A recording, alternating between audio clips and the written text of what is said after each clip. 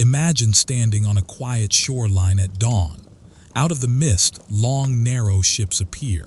No warning, no banners, just the sound of oars cutting through the water. Who were the people on those ships?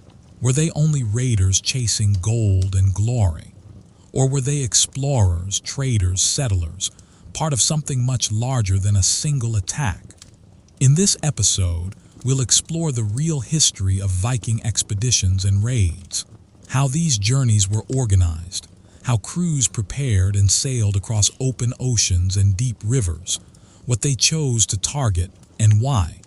We'll also ask a bigger question. How did raiding connect to trade, migration, and the rise of new kingdoms across the North Atlantic and Europe's river systems?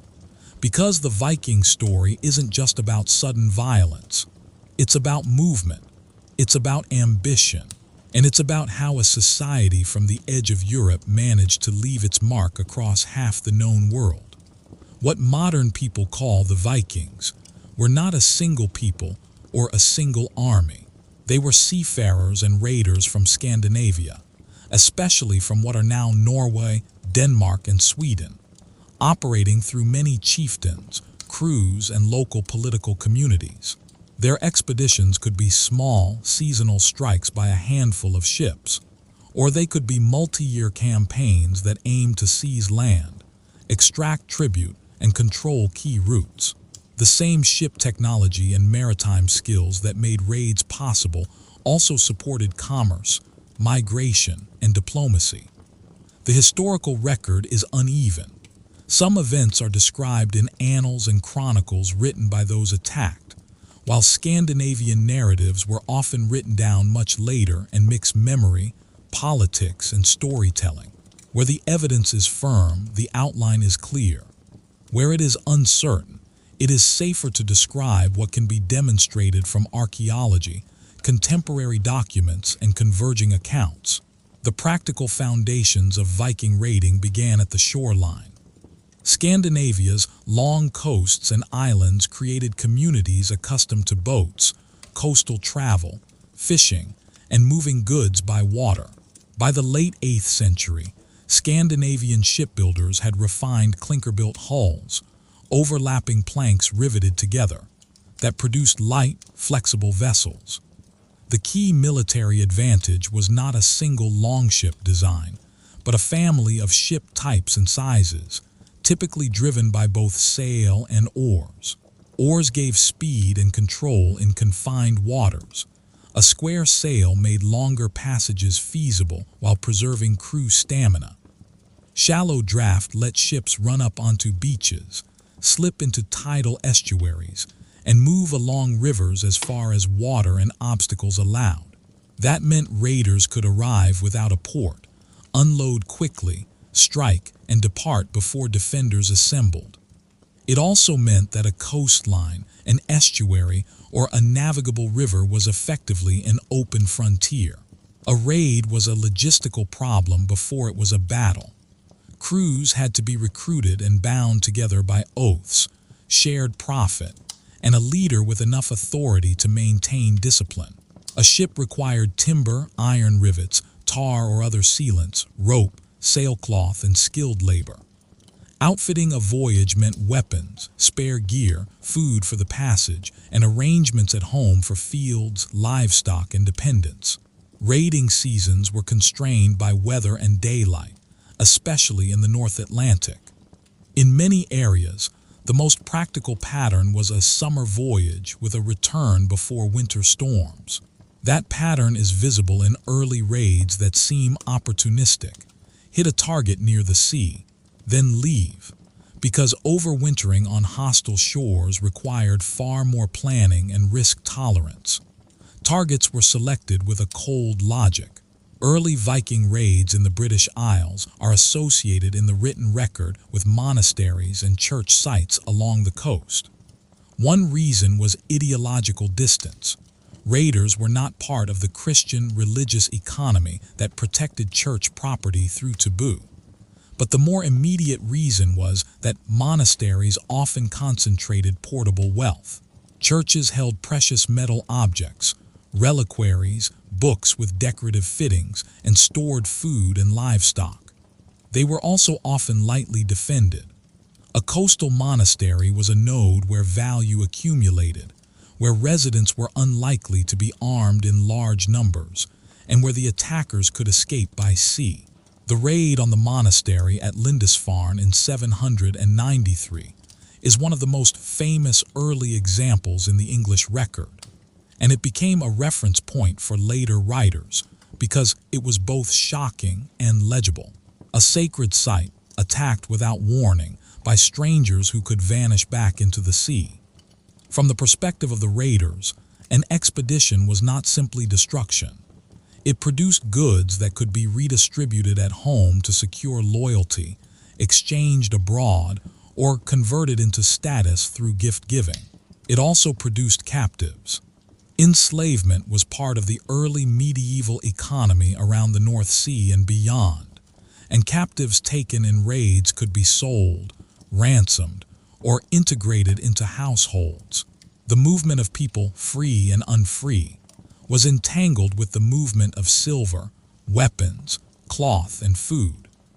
Raiding was one way to force entry into wider exchange networks, especially when silver was a preferred store of value and coined money from outside Scandinavia circulated as bullion. In the late 8th and 9th centuries, raiding expanded geographically and operationally. The same seamanship that enabled crossings to the British Isles enabled movement along the coasts of the Frankish kingdoms and into the river systems of Western Europe. Rivers like the Seine, Loire, and others functioned as highways into the interior. A coastal watch might spot ships offshore, but a raid that reached far upriver could threaten towns and monasteries that did not think of themselves as coastal at all. Defenders faced a coordination problem. Local forces might gather too late, while higher authorities struggled to move troops quickly enough to intercept fast-moving crews. Fortifications mattered, but so did bridges, choke points, and fortified towns that could block passage. Over time, some raiding groups changed from strike and leave to occupy and extract. This shift is visible when fleets begin to overwinter on foreign shores. Overwintering requires shelter, food sources, and the capacity to defend a base. It also changes the relationship with local populations. An overwintering force can take hostages, impose tribute, and exploit political divisions. The line between raid and campaign becomes thin. The great heathen army that arrived in England in 865 is often treated as a turning point because the written sources describe a force that did not simply raid and depart. Instead, it moved through English kingdoms in successive years, taking advantage of rivalries and vulnerabilities, extracting supplies and payments, and at times seizing control of territory. In such campaigns, horses become important. An army that can travel by horse on land while supported by ships at sea or along rivers becomes far more mobile than an army constrained to marching speed. The sources describe agreements where local rulers supplied horses to the invaders, a detail that reveals how conquest could advance through bargaining as well as violence. A campaign like this also requires administration. Food has to be gathered or seized systematically. Winter quarters need rules, where ships are beached or moored, how repair work is organized, how plunder is guarded, and how disputes are resolved. Armies that persist for years must manage leadership succession, internal factions, and the distribution of profits, because cohesion depends on predictable reward. When chroniclers describe Viking leaders by name, figures such as Ivar, Halfdan, or Guthrum in different traditions, they are pointing to the necessity of command. But the deeper reality is that these were coalitions whose stability depended on ongoing success. Failure could splinter an army quickly, as crews sought better prospects elsewhere. In England, the long-term consequence was not a single decisive conquest, but a patchwork of control and negotiation. The political map changed through cycles of invasion, battle, treaty, and settlement, producing what later came to be described as the Danelaw, areas where Scandinavian settlers and leaders had lasting influence on law, place names, and local elites. The documentary traces of this process include not only chronicles, but also later legal arrangements, landholding patterns, and place name evidence. What matters for understanding raids and expeditions is that successful raiding created conditions for settlement, and settlement created conditions for more structured extraction. Once land is held, the priorities shift toward predictable revenue, rents, tribute, tolls, and the control of market towns. A raiding crew can live off plunder briefly. A conquering elite has to maintain a durable relationship with farmland, trade routes, and local labor. Across the Channel, the Frankish kingdoms faced similar pressures, but with their own geography and political structure. The river routes into the interior made towns and monasteries vulnerable, while fragmented authority made coordinated response difficult. The Siege of Paris in 885–886 is often highlighted because it illustrates both Viking operational reach and the defensive value of infrastructure. Paris at that time was associated with the island in the Seine. Control of bridges and bridgehead towers could block ships from passing further upriver. A large Viking force could appear, demand tribute, and attempt to force passage, but it still had to solve the practical problem of obstacles and fortifications. The defenders' ability to hold towers and control bridges mattered as much as open field battles. Even when attackers could devastate surrounding countryside, a fortified choke point could limit strategic objectives. In some cases, the outcome of such confrontations included payment or negotiated settlement, revealing that the political economy of raiding often revolved around tribute. A ruler might judge it cheaper to pay than to fight, while raiders might judge payment preferable to the uncertain costs of assault. Tribute itself created incentives. If towns or rulers paid to be spared, they effectively advertised that they had the capacity to pay. That could attract further raids. In response, rulers experimented with fortification programs, mobile forces, and the hard problem of building fleets. Building a fleet is not merely constructing ships. It requires trained crews, coastal defenses, supply bases, and institutions that can keep ships maintained year after year. Where states managed to do this, most famously in later periods in England, raiding became riskier because interception at sea or in estuaries could destroy raiders before they reached a target. While much popular attention focuses on raids in the British Isles and Francia, Scandinavian expeditions were also reshaping the Baltic and the river systems that run toward the Black Sea and the Caspian. In the east, Swedish-associated groups and mixed communities of traders and warriors, often labeled rus in sources, moved along rivers with portages connecting watersheds. This was an environment where ships and boats were not just sea vessels. They were transport tools in a system that combined rowing, hauling overland at portages, and negotiating passage through territories controlled by different peoples. The prizes here were not only plunder, but also access to long-distance trade in silver, textiles, and other goods.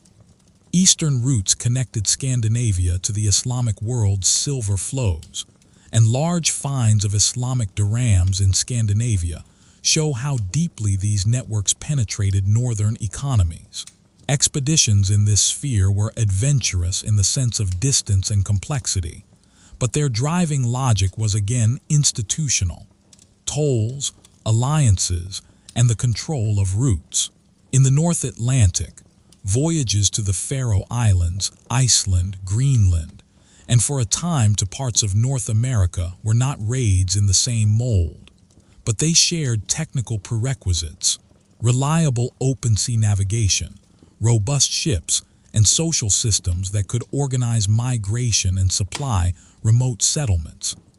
These movements are often narrated as heroic exploration, but they are better understood as expansions of settlement systems under demographic and political pressures, and as attempts to secure grazing land, hunting resources, and trade goods like walrus ivory. Even in these settings, violence could be present, conflicts with local populations or among settlers. But the central mechanism was colonization and survival rather than quick-strike raiding. To understand Viking raiding as a system, it helps to picture the expedition as a chain of decisions constrained by geography. A leader chooses a target that is accessible by water and likely to yield portable wealth or captives. The crew chooses a season that balances good sailing conditions against the possibility of interception. The ship is prepared to land on an open shore or slip into a river mouth. Once landed, speed matters. A raid that lasts hours is different from one that lasts days. If resistance is weak, the raiders may expand to nearby sites. If resistance is strong, they may retreat to ships and strike elsewhere. Knowledge accumulates. After a few voyages, raiders learn local currents, harbors, and the political divisions that can be exploited. They learn which towns can pay tribute, which monasteries are rich, and which rivers lead to valuable interiors. Defenders also learn. They harden targets, move valuables, build watch systems, and create rapid response forces. Raiding evolves as an arms race between mobility and defense.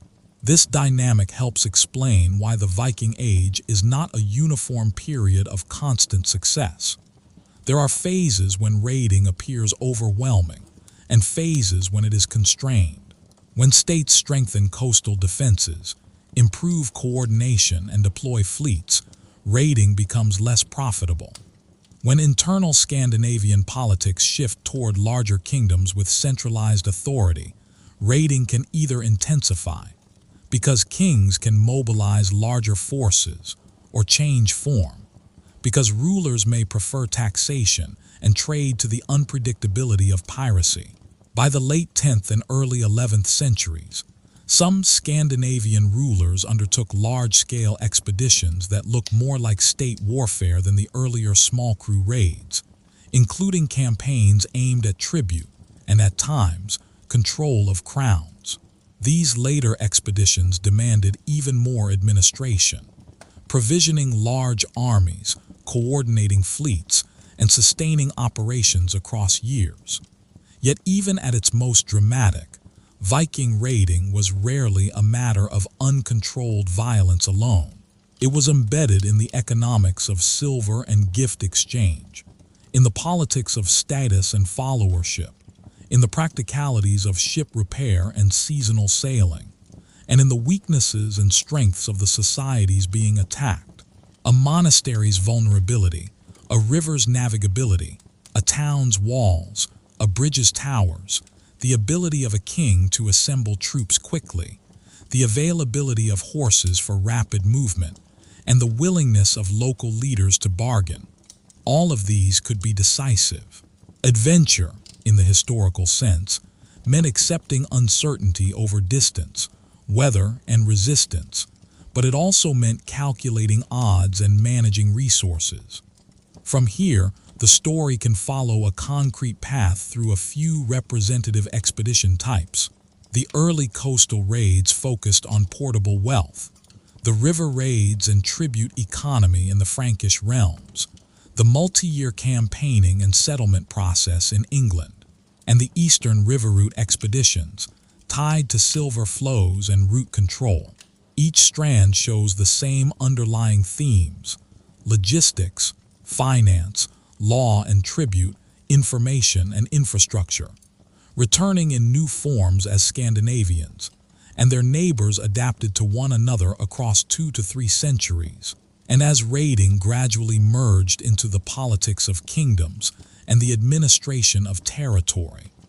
The earliest raids that appear in written records are often described from the viewpoint of those attacked, which means the details are selective. Annals note surprise, sacrilege, destruction, and sometimes the taking of captives, but they rarely preserve the day-to-day mechanics that made such attacks workable. To reconstruct those mechanics, the most reliable approach is to combine what chronicles do say with what archaeology and ship studies show about vessels, gear, and coastal movement, and then stay within what those lines of evidence can support. A small raiding expedition begins with a boat that can be hauled up on a beach. A shallow draft vessel can land without a harbor. That is a technical fact with strategic consequences. Instead of approaching a defended port where there are customs officials, local militias, and watchmen, a crew can choose an unguarded stretch of coast near its target, beach the ship, and move fast over land for the short distance required. The ship itself becomes a secure point of retreat, and the shoreline becomes an open operational space. The attackers do not need to hold ground. They need only to move faster than the defenders can mobilize, and then to leave. Speed depends on planning. A crew must know how long it can stay ashore before the risk of interception rises. That is an information problem. Early raids were often directed at coastal sites visible from the sea or located near navigable water, which suggests that initial target selection was shaped by what was easy to find and reach. Over time, repeated voyages produce better local knowledge. Even without maps in the modern sense, knowledge can be transmitted by memory and experience. The timing of tides in an estuary, the distance between a beach and a monastery, the presence of a ford or a bridge, the location of a town's defenses, and the likely response time of local forces. This accumulation of operational knowledge is one of the reasons raiding tends to concentrate on certain coasts and river systems. Where a route is known and reliable, and where there are multiple potential targets within reach, risk falls and profit rises. Profit is not just gold or silver. In early medieval Europe, wealth could be stored in plate, jewelry, coin, and church fittings, but also in livestock, cloth, weapons, tools, and even basic supplies. A raiding crew may take what is portable and valuable, but it may also take what is immediately useful: food, drink, animals, and equipment. That matters because a ship's capacity is limited. A clinker-built ship can carry a crew and cargo, but every added pound affects performance, and every captive requires guarding, feeding, and space. This is one reason some raids focus on high-value, low-bulk goods and people rather than on heavy objects that are difficult to move. It also helps explain why raids could be violent even when the primary aim was extraction. Intimidation reduces resistance, and resistance consumes time, which increases the risk of being caught. The early monastery raids fit that logic closely. Monastic sites could concentrate portable items. They were sometimes located near coasts or river mouths, and they could be taken quickly. Written accounts highlight the shock of attacks on Christian institutions, but the deeper pattern is that raiding initially targeted nodes where value and vulnerability overlapped. That is not unique to Vikings. What is distinctive is the combination of seaborne mobility and shallow draft vessels that made those nodes reachable with minimal warning. As raiders learned river systems, they gained access to inland targets. A river raid is a different kind of expedition. It requires not only seamanship, but also the ability to read currents, avoid shoals, manage tides near estuaries, and sometimes haul or lighten vessels to pass shallow stretches. Rivers also impose bottlenecks. Narrow points, bridges, and fortified river towns can block passage. The ability of defenders to hold a bridge or a fortified island can determine whether raiders can reach richer targets upriver. That is why we see, in various regions, defensive investments in bridge fortifications and riverside strongpoints when raiding becomes frequent. In Western Francia, rulers and local authorities sometimes responded by strengthening fortifications and building or refurbishing fortified bridges, aiming to prevent ships from moving past key points into the interior. When chroniclers describe large Viking fleets on rivers like the Seine or Loire, it is important not to assume a single centralized command in the modern sense. Fleets could assemble from multiple crews, and leadership could be coalition-based, with temporary cooperation shaped by opportunity. Even so, operating as a larger force confers advantages. A fleet can divide into multiple raiding parties while remaining close enough for mutual support. It can also threaten multiple targets to increase the chance of tribute payments. But scale also creates new burdens. More men require more food, more coordination, and a more predictable method of distributing plunder. Overwintering multiplies these burdens. A force that remains through winter must secure supply sources when sailing is hazardous. That often leads to deeper entanglement with local politics, whether through coercion or bargaining. Tribute, in this setting, is best understood as a negotiated transaction under duress. A community pays to reduce immediate damage, and the raiders accept payment because assault can be costly. Tribute arrangements also appear in contexts where a ruler or city lacks the capacity to defeat an attacking force outright. Payment becomes a form of risk management. The practice had precedence in earlier European politics, and it did not always signal weakness.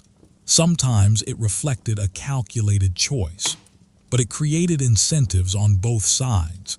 Raiders learned which places could pay.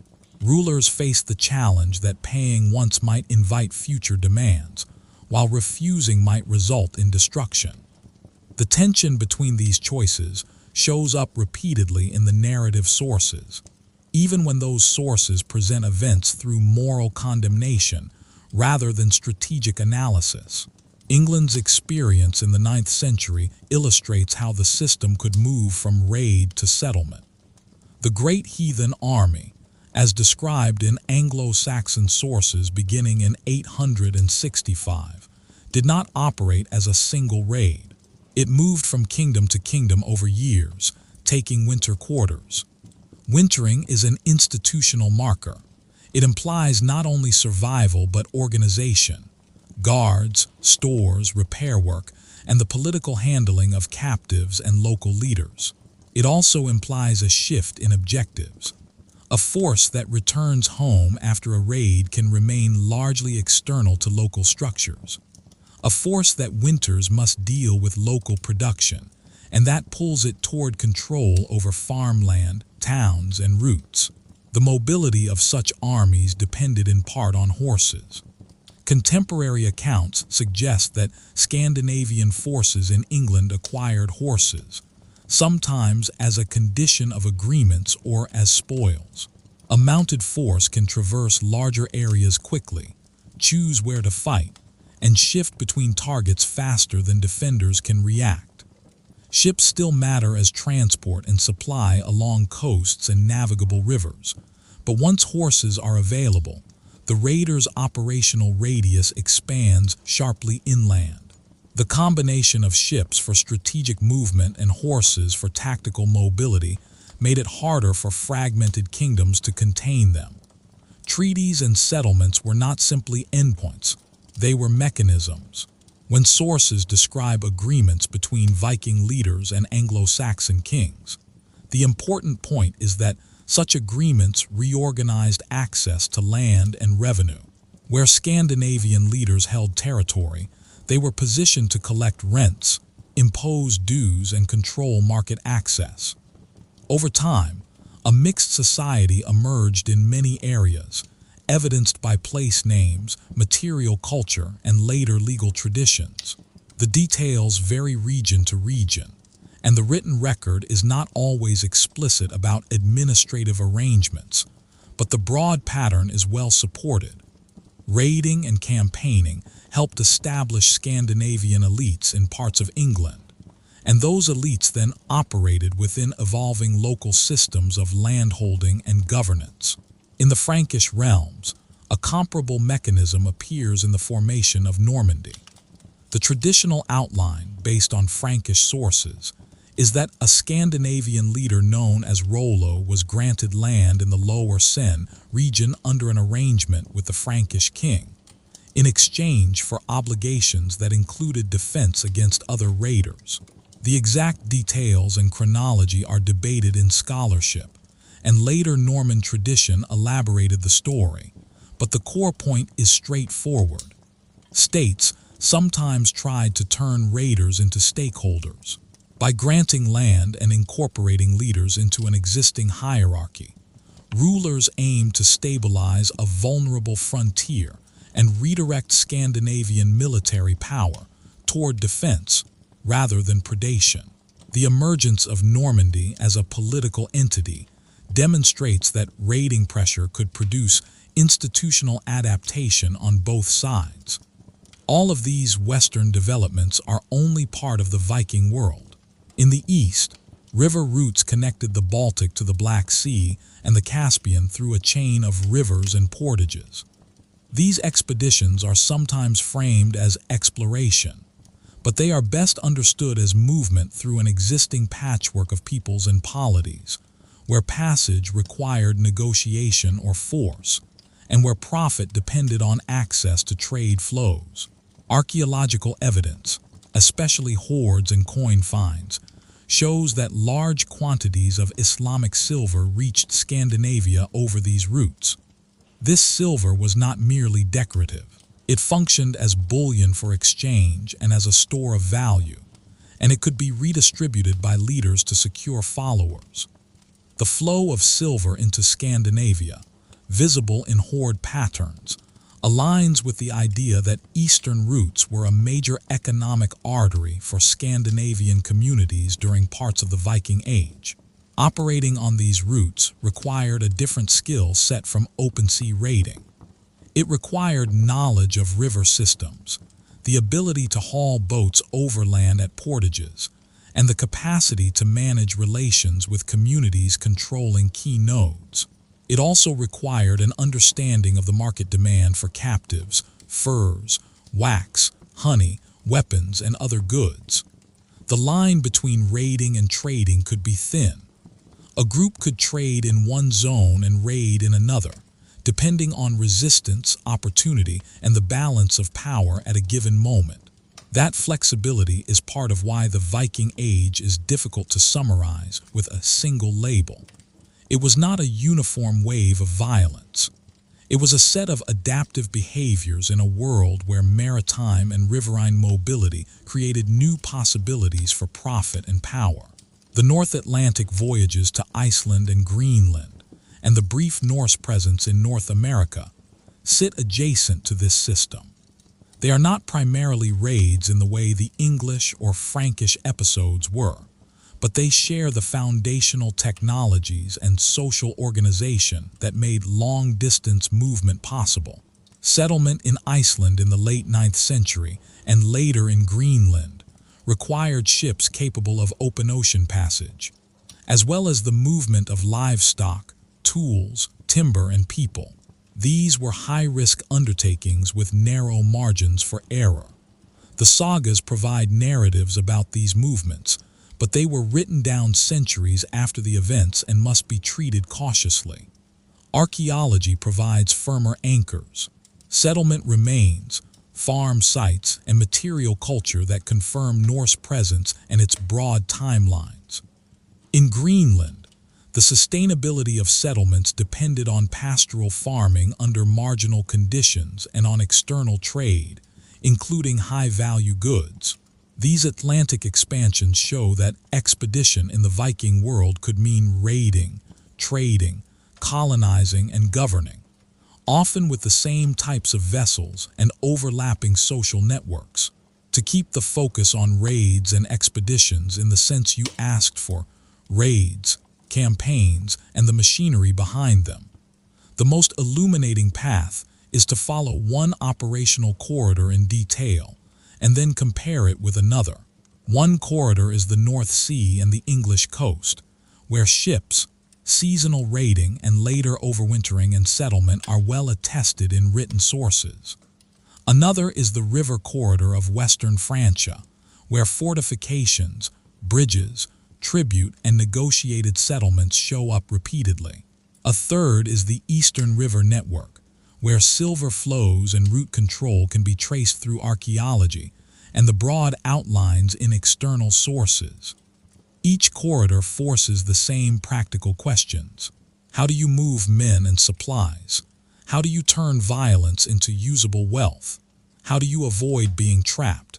And what do you do when raiding becomes predictable enough that defenders adapt? In the English corridor, the early pattern suggests probing. Raids hit exposed points. Defenders respond locally. Over years, raiders become bolder, striking more frequently and sometimes more deeply inland. The move to overwintering changes everything. A winter camp becomes a semi-permanent node. It needs food sources and access to timber and repair materials. Ships need maintenance, caulking seams, replacing damaged planks, repairing oars, and preserving sails and rope. Weapons need upkeep. If a force winters in enemy territory, it either seizes supplies from nearby districts or negotiates for them, often with threats as leverage. This pattern turns the surrounding countryside into a resource base, and it forces local rulers into crisis management. Do they raise armies to fight? Do they retreat and preserve forces? Do they fortify towns? Do they buy time with payment? Or do they attempt alliances that redirect the invaders elsewhere? The chronicled battles of the period, when they are described at all, often reveal how hard it was to bring a raiding force to decisive engagement. A mobile force can avoid a battle it does not want, especially when it can retreat to ships or shift quickly on horseback. When battle does occur, it is often because strategic positions are at stake: river crossings, fortified towns, or access routes, or because a ruler believes the political cost of inaction is too high. Even then, victory does not automatically end raiding. A defeated force can fragment, disappear along coasts, or reform elsewhere. This is one reason why defensive strategies that focus only on battle can be less effective than those that alter the landscape of opportunity. Coastal watch systems, fortified refuges, protected bridge crossings, and eventually fleets capable of contesting sea access. As these adaptations unfolded, Scandinavian leaders also adapted. Some shifted toward larger, more organized expeditions, including those aimed at tribute on a grand scale. The later 10th and early 11th centuries include instances where Scandinavian kings or would-be kings sought not just plunder but political dominion, using fleets as instruments of state power. In such cases, the expedition resembles an invasion in the full sense. Recruitment on a wider scale, demands for provisions, negotiations with local elites, and attempts to secure legitimacy through oaths and administrative arrangements. The crucial point is that the Viking Age did not end because Scandinavians forgot how to sail or fight.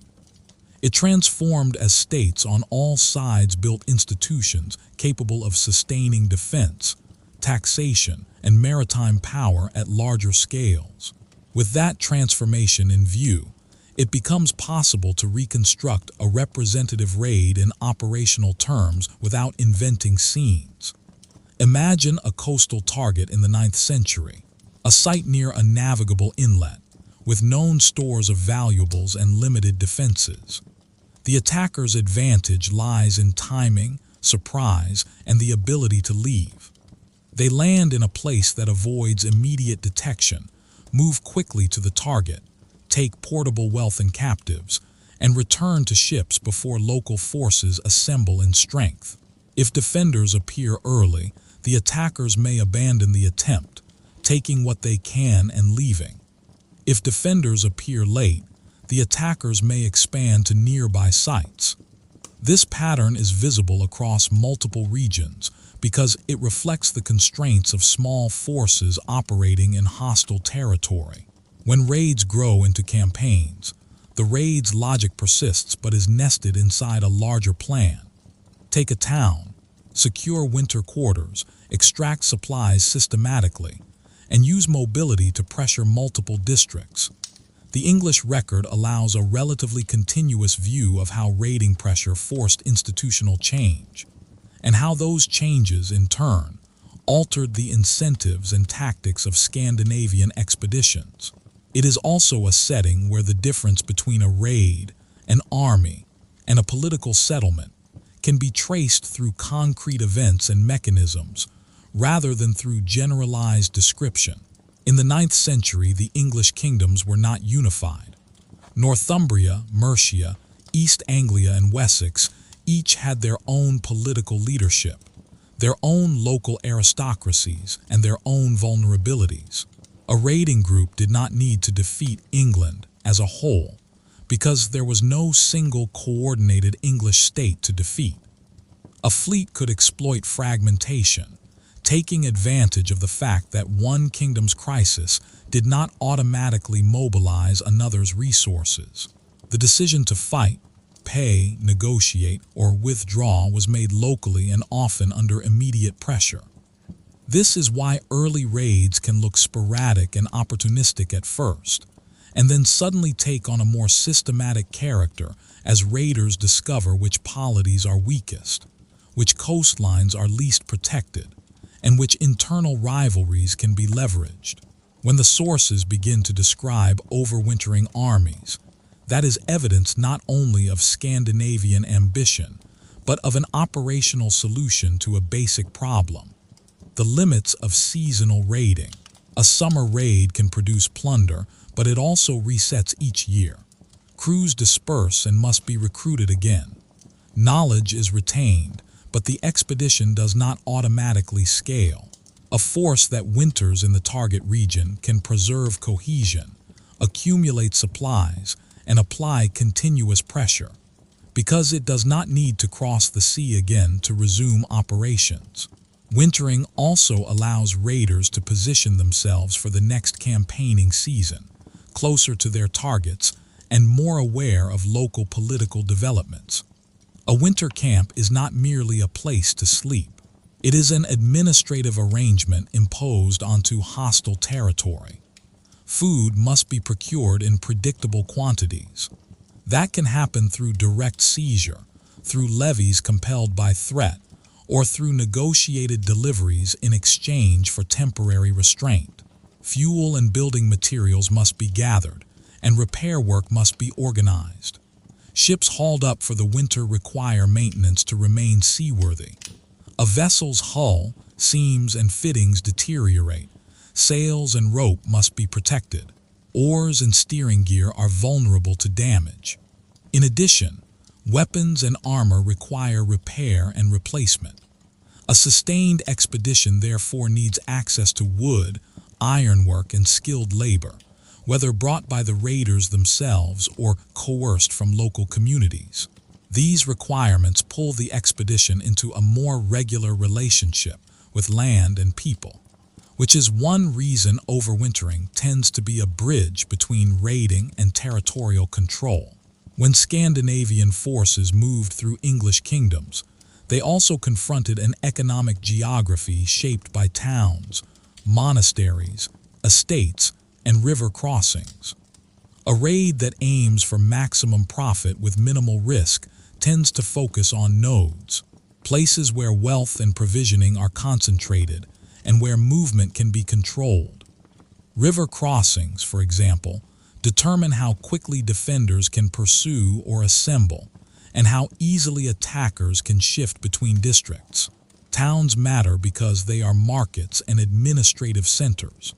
Monasteries matter because they are stores of valuables and food, and sometimes because they sit at key points in the landscape. The more a raiding force learns the local map in this functional sense, the less it needs to rely on chance. The countermeasures that eventually made repeated raiding more difficult were also functional and system level. They can be grouped into three broad categories: fortification, rapid mobilization, and control of waterways. Fortification does not mean building walls everywhere. It means protecting key nodes so that a raiding force cannot easily convert mobility into profit. Rapid mobilization means shortening the time between alarm and response, which undermines the raiders' central advantage. Control of waterways means contesting the very medium that makes the expeditions possible. Fortification in Anglo-Saxon England developed into a programmatic approach in later 9th and early 10th century Wessex. The creation and maintenance of fortified places that could serve as refuges, garrisons, and administrative centers. The underlying logic is simple. If a district has a fortified site within reach, a raiding party cannot easily sweep through taking people and goods at will, because defenders can withdraw into the fortification with valuables, and then sortie when conditions are favorable. Fortifications also provide staging points for response forces. They can store supplies, hold weapons, and serve as places where obligations can be enforced. In other words, fortifications are not merely walls. They are institutional nodes that increase the state's ability to coordinate defense and taxation. Rapid mobilization requires an administrative framework that can call up men and resources on short notice. This is not glamorous, but it is decisive. If local leaders know what they owe, if there are mechanisms to assemble forces and provisions quickly, and if communication and mustering points are predictable, then the defender's response time shrinks. The attacker's window of safety closes. In the earliest phase of Viking raiding, the raiders' advantage is that they can arrive and depart before local military obligations produce a coherent response. As defensive institutions harden, this advantage is reduced. Control of waterways is the most direct method of attacking the raiders' mobility. In a world where rivers and coasts are highways, control means barriers, patrols, and fleets. A fleet cannot be created overnight. It requires shipbuilding capacity, trained crews, bases for maintenance, and a fiscal system that can support ongoing readiness. When defenders can meet raiders at sea or intercept them in estuaries, they do not have to chase them overland after the fact. They can stop raids from reaching targets at all, or at least force raiders to accept higher risk. These defensive developments did not eliminate raids immediately. Instead, they changed raiding behavior. When coastal sites are hardened, raiders may seek less defended shores, move to different regions, or increase force size to compensate for reduced profit per raid. A larger force can overwhelm defenses, but it also needs more supplies and becomes more visible. Defenders can sometimes exploit that visibility by concentrating forces against predictable routes and landing places.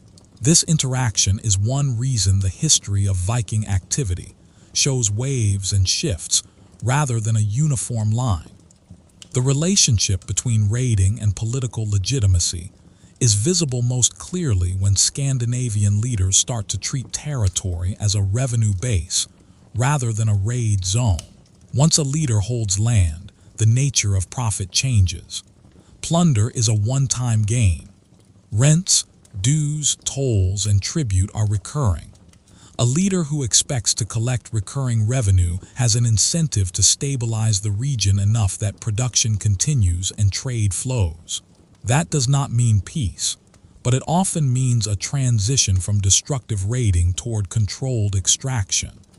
The existence of Scandinavian settled areas in England and the emergence of hybrid legal and social practices in some regions reflect this shift. It is not simply that raiders became settlers. It is that the logic of revenue pushed toward governance. Governance, even in a rough form, requires paperwork or at least record-keeping, recognized customs, and a capacity to enforce obligations. In early medieval contexts, record-keeping may not always survive in archives, but its effects can be inferred from how landholding, taxation, and law are described in later sources and from patterns in settlement archaeology. A stable elite must resolve disputes, enforce property claims, and manage succession. In a mixed society, where Scandinavian and Anglo-Saxon elites and communities interacted, the practical outcomes included new patterns of place naming, shifts in local leadership, and changes in how authority was expressed. These are not simply cultural markers. They are evidence of administrative integration over time. The same themes recur on the continent, but the geography produces different tactical outcomes. In Francia, the river systems offered deep access inland, but they also created chokepoints that could be fortified. The importance of bridges and fortified river towns can be understood as an attempt to re-engineer the geography of movement. If ships can sail unimpeded upriver, defenders are forced into reactive posture. If ships are blocked at key points, defenders can keep the threat closer to the coast and reduce the number of vulnerable targets. This shifts the defense problem from an open-ended chase to a more manageable series of defended nodes. In this context, the politics of tribute and negotiated settlement become particularly prominent. A ruler might lack the capacity to defeat a large raiding force in open battle, but still have the capacity to bargain and to reassign territorial control in ways that reduce future risk. Granting land to a Scandinavian leader in exchange for defensive obligations can be seen as a strategy of frontier management. It turns a mobile threat into a localized power with interests that can, at least in theory, align with the state's interest in stability. Whether this strategy succeeds depends on the balance of power, the reliability of the new local ruler, and the state's ability to enforce the agreement. The long-term emergence of Normandy demonstrates that the result could be a durable polity that began as a response to raiding pressure, and then developed its own institutions, military capacities, and ambitions. This movement from raiding to polity formation is not a side effect.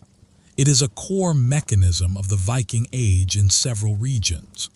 Raiders did not only take, they also learned how local systems worked and where they were weak. Defenders did not only suffer, they also adapted institutions and infrastructure. Over time, the interaction produced new forms of governance, new military practices, and new economic arrangements. The eastern routes show the same structure under different conditions. There, the key nodes are not monasteries on a coast, but river junctions, portage points, and trading centers where tolls and exchange can be controlled. An expedition moving from the Baltic into river systems must solve a chain of practical problems. Boats and cargo must be moved along rivers whose water levels change seasonally.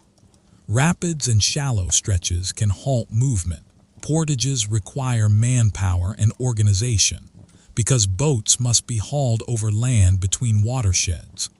Local communities control access to food and information, and sometimes control the portages themselves. This means that the expedition's success depends on negotiation, intimidation, and alliance as much as on combat. It also means that the expedition's profit is not limited to what can be taken in a quick raid. Profit can be generated through tolls, protection payments, control of markets, and participation in long-distance trade. The archaeological footprint of Eastern connections is especially visible through silver. Hoards of Islamic coins found in Scandinavia are strong evidence of sustained contact. Because the volume and distribution cannot easily be explained by a handful of isolated episodes. Silver arriving from the Islamic world through trade networks, suggests that Scandinavian communities were plugged into systems that extended far beyond the North Sea. Silver in this context functions as a transferable store of value that can be weighed and portioned, which suits societies where coined money is used as bullion, and where transactions can be settled by weight rather than by formal legal tender. That bullion economy supports the social mechanics of followership. Leaders can reward followers, fund ships, and secure alliances through distributions of silver and valuable goods. Captives, too, intersect with these networks. In many parts of the early medieval world, enslaved people were a traded commodity, and river routes toward the Black Sea and beyond connected to markets where demand existed. The evidence for the scale and specifics of these practices varies by region and period, and sources are uneven, but the structural point is difficult to avoid. Expeditions that seize people, transport them, and exchange them for silver or goods are part of the economic machinery that makes repeated long-distance voyages profitable. This is one of the reasons it is important to treat raid and trade as overlapping rather than as opposites. The same boat that carries furs, wax, and metal can carry captives.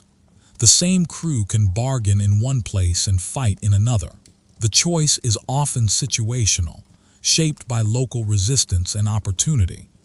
As Scandinavian political structures evolved, the balance between independent raiding and state-directed campaigning shifted. In earlier phases, a chieftain might gather a crew for a seasonal expedition largely for personal profit and status.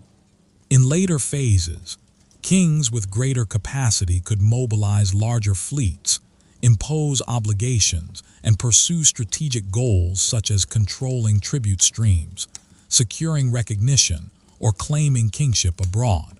A king can also attempt to regulate violence, turning what might be chaotic raiding into a more controlled instrument of policy.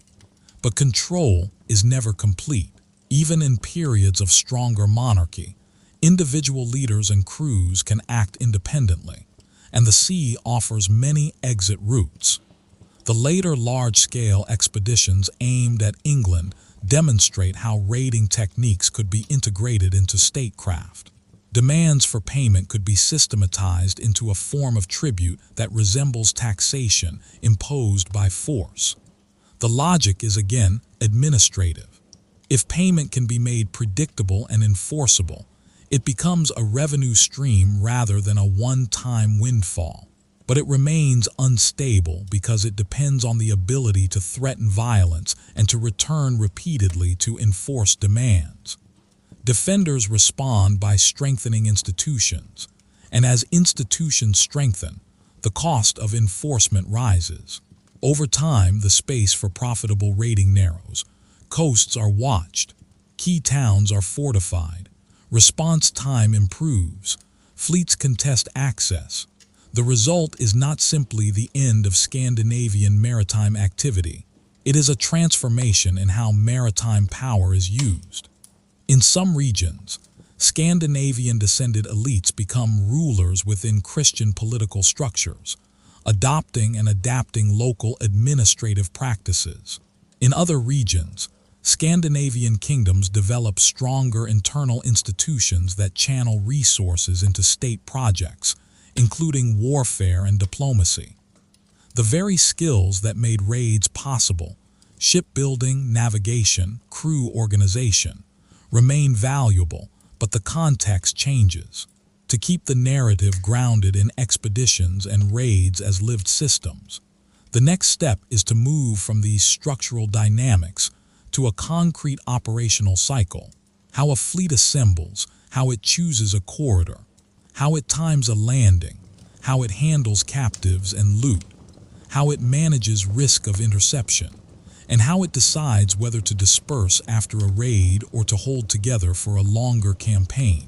The evidence for exact procedures is fragmentary, but the constraints are clear, and the outcomes described in sources allow a plausible reconstruction of decision points without inventing scenes. A fleet assembly begins with social obligation. A leader must persuade men to join, often with the promise of profit and with the credibility that comes from previous success. The ship itself is a form of capital. It represents labor and material investment. A leader who can provide ships, or who can coordinate several ship-owning farmers and warriors, has a platform for action. Crews must bring personal weapons and gear. Food for the outward passage must be packed. The passage across the North Sea, for example, is not a trivial journey.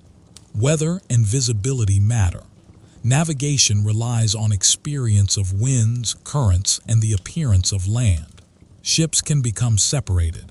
If the fleet is small, separation can end the expedition.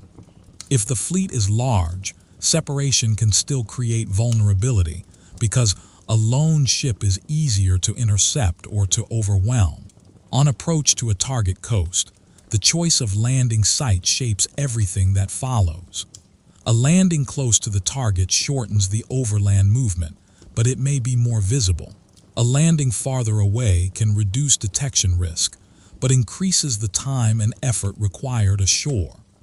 Tide and wind determine where a ship can safely beach and how quickly it can be relaunched. A crew that beaches its ship must be able to refloat it at the right time, which means understanding local tidal patterns. On a coast with large tidal ranges, misjudging this can strand a ship and ruin the expedition. These are not romantic details. They are the operational margins that separate success from disaster. Once ashore, time becomes the central resource. If the objective is quick plunder, the raiders need to locate valuables fast and avoid being pinned down. That encourages targets with predictable stores of portable wealth and minimal defenses, which returns us to monasteries, small towns, and estates. If the objective is tribute, the raiders may need to demonstrate capability and willingness to inflict damage, but also to communicate terms.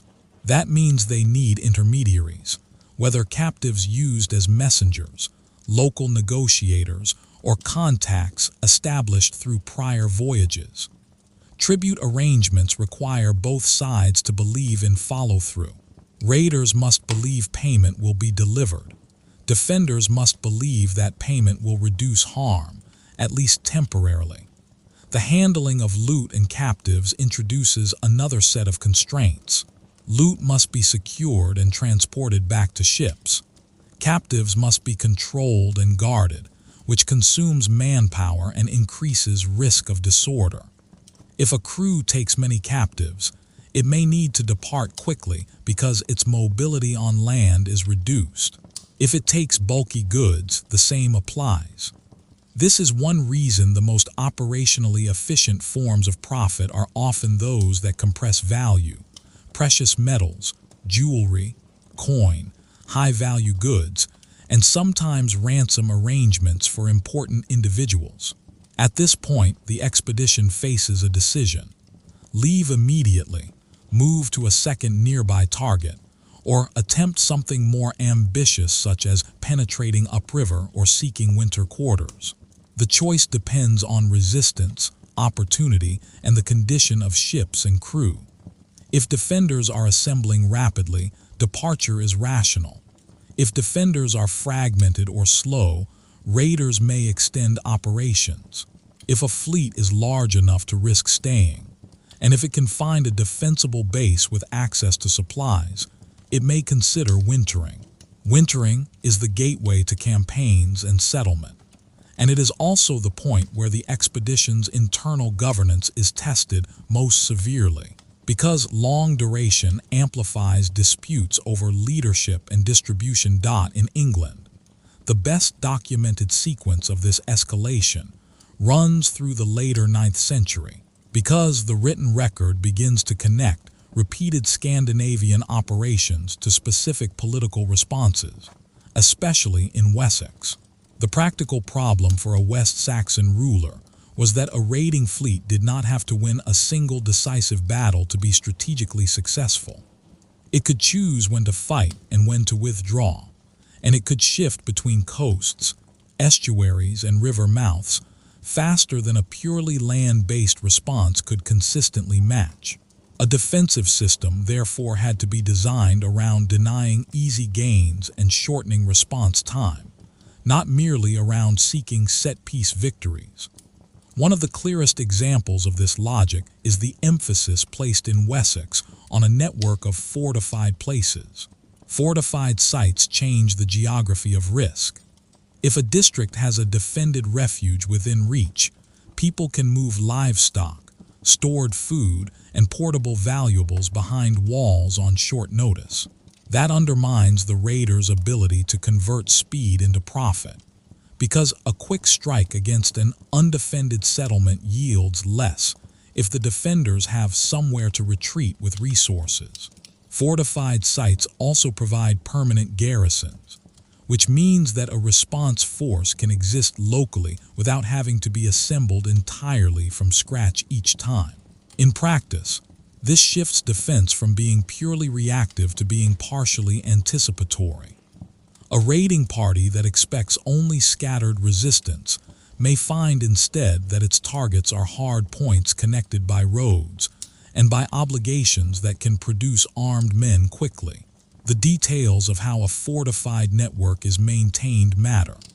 Walls and ditches require labor, and labor requires administrative capacity. Garrisoning requires provisioning, and provisioning requires a fiscal or obligation system that can supply grain, livestock, and other necessities. Repair and readiness require regular attention even in years without raids. This is where defense becomes inseparable from governance. A state that can collect resources predictably and allocate them to fortifications and forces is a state that can reduce the profitability of raiding. Conversely, a region with weaker institutions can become a persistent target because it cannot harden its nodes or sustain readiness. As raiding forces became more persistent, so did the problem of preventing them from operating as inland armies. A fleet that can seize horses or obtain them through agreements can move its fighting force rapidly away from the shore and strike deep into the countryside. This undermines a purely coastal defensive posture. It is one reason why fortified sites and road systems become relevant. If raiders can move quickly, defenders must either match mobility or constrain it. Fortified sites constrain it by limiting what can be taken quickly and by forcing the raiders to risk assaults on defended places, which take time and can fail. Roads and mustering points can support defenders' mobility if obligations are organized in a way that produces men and supplies where and when they are needed. The political consequences of these pressures show up repeatedly in the 9th century English narrative as cycles of defeat, negotiation, and regrouping. Negotiation is not an anomaly in warfare of this period. It is often the central mechanism by which power is redistributed without constant annihilating combat. When a Scandinavian leader accepts baptism as part of a settlement, for example, the act can be read as a political instrument, a way to enter the recognized framework of legitimacy that Christian polities shared, and a way to make agreements more enforceable by binding them to oaths with religious weight in the eyes of the Christian side. The same act can also be used by a Scandinavian leader as a tool to stabilize control over territory and to formalize relationships with local elites. The fact that such arrangements appear in the record is evidence that both sides understood that the conflict could not be resolved only through intermittent raids. It required durable structures, whether those were fortified networks, treaties, or the incorporation of leaders into new political orders. The emergence of Scandinavian-controlled regions within England is best understood through the concept of controlled access to revenue. A raiding force passing through can take what it can carry. A ruling group can demand recurring payments. Once Scandinavian leaders and their followers established themselves in particular districts, they had incentives to preserve agricultural productivity and to manage the extraction of resources in a way that would continue year after year. That does not imply peace or benevolence. It implies the replacement of episodic plunder with more regularized taking. The distinction is important because it changes what success looks like. An area that is repeatedly raided may be impoverished and depopulated in ways that reduce future profit. An area that is controlled and taxed can remain productive and therefore valuable. This is one reason why the same Scandinavian activity that appears as violent disruption in the short term can, over time, contribute to the formation of new stable polities with administrative practices. Urban sites become particularly important in this transition because towns concentrate exchange. A ruler who controls a town can profit from tolls, market dues, and the movement of goods. Towns also serve as administrative centers where obligations can be collected and enforced.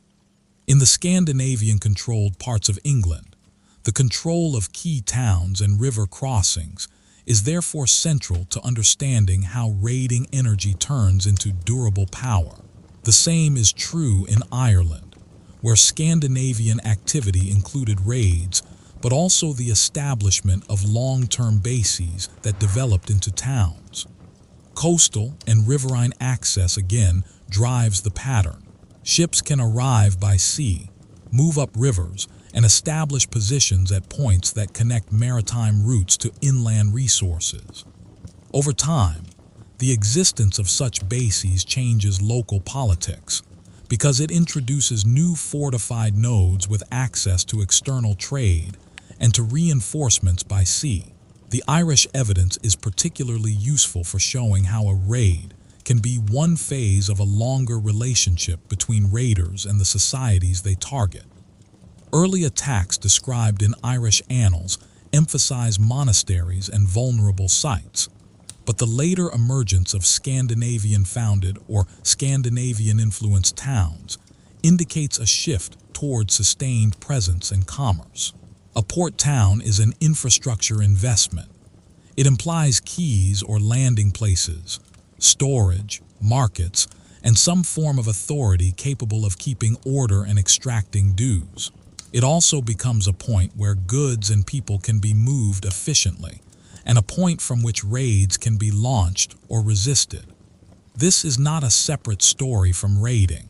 It is the evolution of the same maritime capability into a different political-economic form.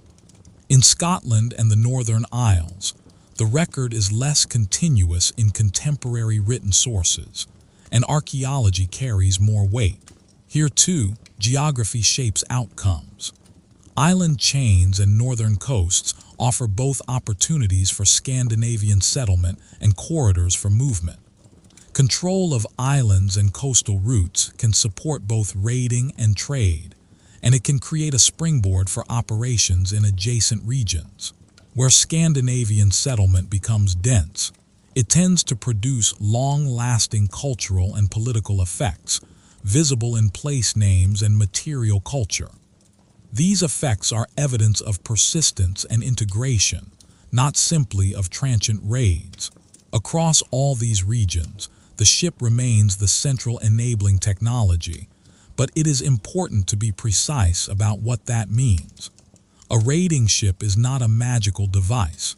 It is a solution to a set of transport constraints. Its shallow draft and light hull allow it to land without harbors and to move in waters that deeper vessels cannot. Its combination of sail and oars allows both endurance and maneuverability, but those same features impose limits. The ship's capacity is finite. Weather can trap a fleet. A storm can disperse ships or destroy them on a lee shore. A beached ship can be vulnerable if caught at the wrong tide or if attacked before it can be relaunched. Long-distance voyages depend on seasonal windows. These constraints are part of why raiding had rhythms and why certain coasts and rivers were favored. Routes that reduce exposure to open ocean and provide reliable landfalls lower the risk of catastrophic loss. The defensive response, in turn, often aimed to exploit the raiders' dependence on predictable access points. River mouths, fords, bridge sites, and sheltered anchorages are the places where movement can be contested. A fortified bridge or a defended town at a river choke point does not need to defeat a fleet at sea.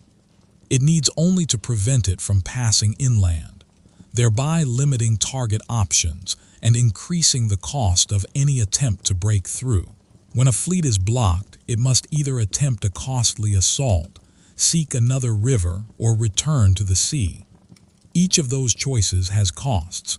An assault consumes time and risks casualties. Seeking another river may mean moving into less familiar territory or losing the advantage of prior knowledge. Returning to sea may mean abandoning the expedition's objectives. This brings us back to a central theme: information. A raiding expedition is a sequence of decisions made under uncertainty. Weather is uncertain. The defender's response is uncertain. The availability of horses, supplies, and local guides is uncertain. The location of movable wealth is uncertain, especially as communities adapt by hiding or moving valuables. The degree of fortification is uncertain, especially in regions where fortifications are being built or improved in response to raids. As these uncertainties grow, the value of intelligence increases. Intelligence can be gathered through reconnaissance, through the interrogation of captives, through local collaborators, through repeated voyages that build familiarity, and through networks that share information between crews and leaders. The existence of such information networks is suggested indirectly by the pattern of raids concentrating on particular corridors, and by the ability of some Scandinavian forces to move quickly to vulnerable points. It is also suggested by the way raiding sometimes intersects with local political disputes. A faction in a kingdom may see advantage in directing a raiding force against a rival. A local leader might bargain for protection by providing supplies or information. Such arrangements would not always be recorded explicitly, but they are a predictable outcome of a system where armed mobile groups can be used as tools within existing political contests. As Scandinavian activity became more organized and more entangled with kingship, the legal boundary between raiding and warfare shifted. A king who mobilizes a fleet can present the expedition as legitimate war, with aims that include tribute, territorial acquisition, or the enforcement of claims. From the perspective of targets, the experience may still look like raiding, because the means include coercion and seizure. But the internal logic changes. A king can aim to establish a recurring revenue stream that resembles taxation imposed externally. The most famous English term for such payments is later known as Danegeld, a concept that points to a recurring cycle. The threat of Scandinavian force produces payments. The payments encourage further threats, and defenders respond by reorganizing finance and military readiness to reduce vulnerability. The existence of large-scale payments in itself is evidence that attackers could credibly threaten substantial harm, and that defenders judged payment to be a rational choice under the circumstances. Large-scale payments also create logistical consequences for the attackers. If a force can extract silver predictably, it can finance further expeditions. Silver can pay followers, hire additional men, purchase supplies, and support shipbuilding. This can create a feedback loop where successful extraction increases the capacity for future extraction. But it is not an unstoppable loop, because it depends on the defender's capacity to keep paying and on the attacker's capacity to keep returning.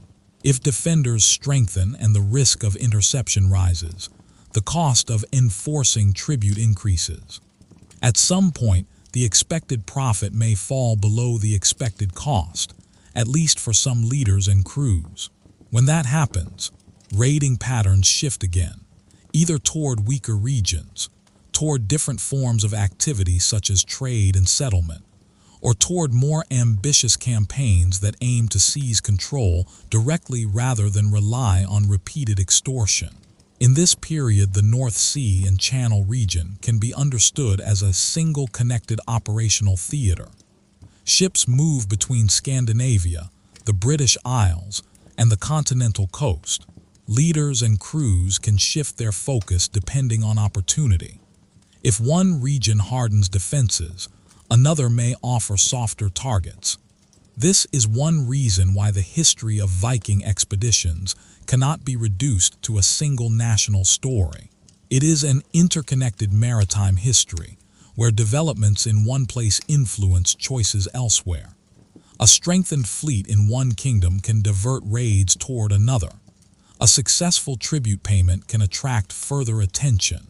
A political settlement that grants land can change the balance by creating a Scandinavian-controlled buffer that both threatens and protects neighboring regions. Depending on alliances, the formation of Normandy is again a useful illustration. Once Scandinavian leaders are established in the lower Seine region, the area becomes both a shield against further raids up the Seine and a source of new military capacity. A territorial base provides men, resources, and a reason to maintain a fleet for defense and for power projection. Over time, such a base can integrate into the wider political order of Western Europe, adopting Christianity, participating in diplomacy, and using war as a tool of state competition. This is not an endpoint separate from the Viking Age.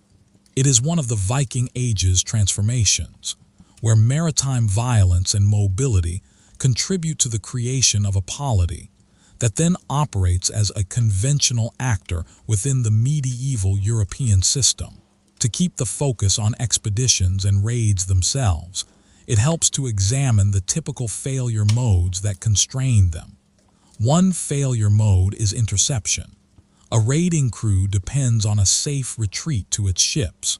If defenders can intercept at the shoreline, the raiders may be forced to fight in an unfavorable position, with their ships vulnerable. Another failure mode is misjudgment of tides and local waters. A ship that cannot be refloated when needed can be captured or destroyed. Another failure mode is overextension inland, especially if a force lacks horses and becomes burdened with loot and captives. Overextension increases the chance of being caught by a concentrated response force. Another failure mode is internal conflict. The distribution of plunder can fracture alliances. Leadership disputes can split fleets. Morale can collapse after a defeat, leading crews to disperse and seek safer opportunities. These failure modes are critical for understanding why raids often look like quick strikes, and why sustained campaigns required larger organizational solutions. A small crew can accept certain risks because the potential loss is limited to one ship and its men. A king mobilizing a large fleet risks far more. That tends to produce more planning, more emphasis on supply, and more attention to political mechanisms like treaties and alliances. It also tends to produce more documentation in hostile sources, because large events leave larger traces. The Eastern Theater brings a different set of failure modes. Portages are physically demanding and can become choke points where an expedition is vulnerable. Rapids and seasonal low water can block movement. Local polities controlling key nodes can exact tolls or resist passage. A group moving through a chain of rivers must maintain enough cohesion to haul boats and cargo, but not so much that it becomes unwieldy. The requirement to negotiate passage or pay tolls can reduce profit, which means that coercion becomes tempting, which in turn can provoke retaliation and make routes more dangerous. The balance between cooperation and violence is therefore a practical calculation, not merely a cultural preference. At this point, the central system is fully visible. Viking expeditions are made possible by ships, but sustained by a combination of logistical planning, information accumulation, and the conversion of violence into transferable value, especially silver. The targets and routes are chosen not at random, but according to geography and institutional weakness. Defenders respond by hardening nodes, improving mobilization, and contesting waterways. Attackers respond by shifting targets, scaling operations, seeking territorial bases, and integrating into local political orders through treaties and conversion. Over 2 to 3 centuries, these interactions produce durable changes. New towns, new polities, altered legal landscapes, and a more militarized and administratively organized set of states around the North Sea and beyond. The remaining question is how this system winds down, because the end of the Viking Age is not a single event. It is better described as a gradual narrowing of the conditions that made opportunistic raiding consistently profitable. As more regions develop fortified networks and fleets, the easy coastal monastery raid becomes less viable. As kings consolidate in Scandinavia, internal politics changes the incentives for independent raiding. When rulers can tax, levy, and command, they can channel maritime power into state projects, including formal warfare and diplomacy, rather than into loosely controlled predation.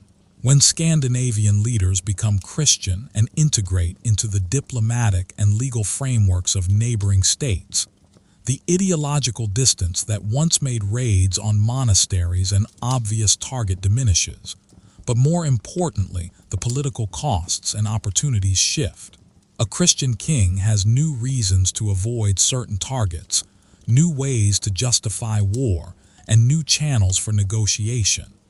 Even so, maritime violence does not disappear. Privateering, piracy, and coastal raiding continue in many forms throughout medieval history. What changes is the specific configuration that made the 9th century pattern so disruptive. Lightly defended coasts and river towns, fragmented political authority, limited fleets, and a bullion economy in which portable silver could rapidly convert into power at home. As political authority consolidates, as defenses harden, and as naval capacity grows, the balance tilts. The same sea routes remain, the same rivers remain, and ships remain central to northern European life. But the strategic environment becomes less permissive for independent Viking-style raiding. By the early 11th century, the mechanics that had made early Viking raiding so effective were still present, but they operated in a different environment. Ships could still cross the North Sea. Shallow draft vessels could still enter estuaries. Crews could still land on open shores. The difference was that many of the societies most exposed in the 9th century had spent generations building routines for warning, refuge, and retaliation. Fortified towns and defended river points narrowed the number of easy targets. Muster obligations and better coordination shortened response times. In some places, fleets and coastal patrols raised the chance that a raiding force would be intercepted before it reached a monastery, town, or a state with movable wealth. The sea remained a highway, but it was less empty of opponents. At the same time, the Scandinavian world was changing internally. The political landscape that produced many independent, seasonally raiding crews did not disappear, but it was increasingly supplemented and, in some regions, constrained by stronger kingship. A king who could draw on broader resources could maintain ships and men in more regular service, and could redirect maritime violence into state policy. Formal campaigns, negotiated tribute, or territorial claims pursued through diplomacy and war. That did not make these expeditions gentle, but it did make them more legible within the existing medieval political system. When Scandinavian leaders adopted Christianity and entered the diplomatic and legal frameworks shared by neighboring rulers, it altered the terms of negotiation and legitimacy. Raiding against certain targets became politically costlier, while holding territory and extracting recurring revenue through governance became more attractive and, in some regions, more achievable. Across the North Sea world, the outcomes of the Viking Age were not limited to the memory of raids. They included new towns and port bases that linked maritime routes to inland economies. They included settlement zones where Scandinavian and local populations mixed over generations, leaving traces in place names, law, and material culture. They included polities and elites who began as seaborne threats and ended as recognized rulers, using familiar tools of medieval governance, landholding, dues, courts, and alliances, rather than relying on episodic plunder. They also included defensive states that learned, often painfully, that security on a coast and along a river was an administrative achievement. Walls and ships mattered, but so did the ability to collect resources, maintain readiness, and coordinate action quickly. The Viking expeditions, seen at system level, were never only about daring voyages or sudden violence. They were about transport technology that made certain kinds of movement cheap and fast, about information that accumulated with every crossing, about portable value that could be turned into loyalty and further shipbuilding, and about the vulnerabilities created by fragmented authority and lightly defended nodes of wealth. When those vulnerabilities were reduced, by fortifications, by fleets, by coordinated mobilization, and by political consolidation, the logic of raiding shifted. Some expeditions moved elsewhere. Some turned into long-term settlement and governance. Some became state warfare under new kinds of kings.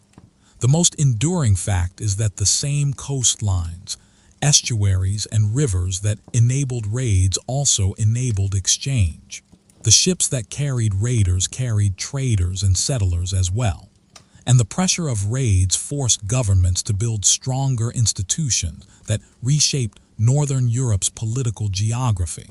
In that sense, the Viking Age ends not with the disappearance of seaborne violence, but with the closing of an unusually permissive window in which small, mobile maritime groups could repeatedly outpace the administrative and military response of much larger societies.